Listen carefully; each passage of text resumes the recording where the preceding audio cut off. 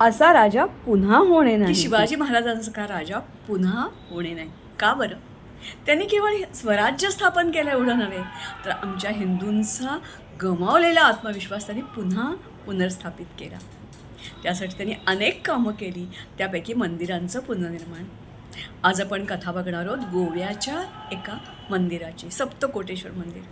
मात्र याबरोबरच त्यांनी इतर प्रांतात सुद्धा अशी मंदिरं पुनर्स्थापित केली. त्यांची कथा आपण पुढे बघूया. पण त्यांच्यामुळे जागवला गेलेल्या आत्मविश्वासाने शिवाजी महाराजांच्या जाण्यानंतरसुद्धा मराठ्यांनी साम्राज्य वाढवलं, स्वराज्याचं साम्राज्य केलं आणि अटकेपार झेंडा दिला. त्यांची परंपरा मग इतर अनेक सरदार आणि पेशवे यांनी पुढे चालवली आणि मग मात्र महाराष्ट्र धर्म जागवला.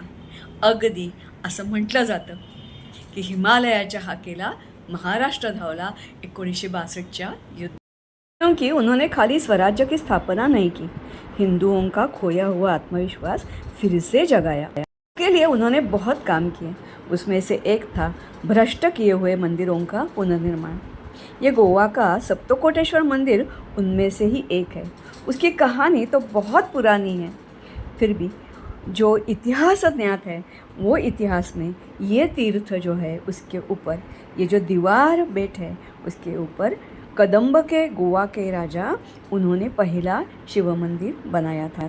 इसके पहले मंदिर का इतिहास हमें प्राप्त नहीं है, फिर भी इन्होंने बनाया हुआ मंदिर पहले बहामनी सुल्तान ने तोड़ मोड़ के रख दिया. शिव मूर्ति एक कुएं में फेंक दी और पोर्तुगीज उन्होंने तो सारा मंदिर ध्वस्त कर दिया और उसी जगह उनका एक चैपल बना दिया. बाद में दूसरी जगह हिंदुओं ने एक छोटा सा मंदिर जरूर बनाया. उसका पुनर्निर्माण किया शिवाजी महाराज ने. ये मंदिर आज भी उधर सामने शान से खड़ा है, हमारे गौरव का प्रतीक है. और शिवाजी महाराज को महान क्यों कहते हैं इसका भी प्रतीक है. वो खाली राजा नहीं थे, राजा उनके राजा थे. उनकी परंपरा, पेशवे और उनके अनेक सरदार उन्होंने भी आगे बढ़ाई. मंदिर और पुराना मंदिर उसमें एक अभी कॉरिडोर बनने वाला है. स्कंध पुराणात सप्तकोटेश्वराची जी कथा आली आहे ती अशी. सप्तर्षी सर्वांना माहिती आहेत. चिरंजीवी असणारे हे सप्तर्षी एकदा पाताळ जागेमध्ये जाऊन तिथे शिवाची आराधना करत होते. मात्र एक सर्प त्यांना येऊन पुन्हा पुन्हा त्रास देत होता आणि त्यांच्या तपस्येमध्ये, यज्ञकामामध्ये अडथळा आणत होता. म्हणून त्यांनी शिवाची आराधना सुरू केली. ती किती वर्ष केली? सप्तकोटी, त्याच्यावरूनच नाव पडलं आहे सप्तकोटेश्वर. 7 कोटी वर्ष आराधना केल्यानंतर शिव त्यांना प्रसन्न झाला, त्यांच्यासमोर प्रगट झाला. म्हणाला काय हवं आहे? त्यांनी त्यांची व्यथा सांगितली आणि सांगितलं तू आता इथेच राहा. आणि मग शिवानी ते मान्यही केलं.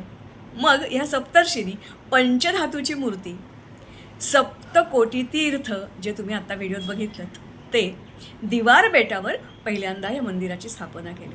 मधल्या काळातला इतिहास मला माहिती नाही, पण त्यानंतर मात्र 9व्या शतकात कदंब गोव्यावर राज्य करत होते. आणि हे कदंब हे अतिशय सामर्थ्यशाली, एवढंच नव्हे तर ज्यांनी गोव्याला वैभव आणि समृद्धी प्राप्त करून दिली असे राजे. त्यांच्या काळाची कथा तुम्ही पुढे ऐकलीतच. आणि मग ते छोटेखानी मंदिर जे आत्ता शिवाजी महाराजांनी पुनर्निर्मित केलं आहे त्या जागी तिथल्याच एका स्थानिकाने बांधलं. त्यांच्या स्वप्नात शिवलिंग जे फेकलं होतं विहिरीमध्ये बहामनी सुलतानाने, ते आलं आणि म्हणालं मी इथे खूप पडून राहिलो आहे, मला बाहेर काढ. तेव्हा गोवा प्रांतात मंदिर बांधणं शक्य नव्हतं, पण नदीच्या पल्याड म्हणजे आत्ता जिथे मंदिर आहे तिथे या सगळ्या हिंदूंनी एकत्र येऊन मंदिर बांधलं. त्याचंच पुनर्निर्माण शिवाजी महाराजांनी केलं.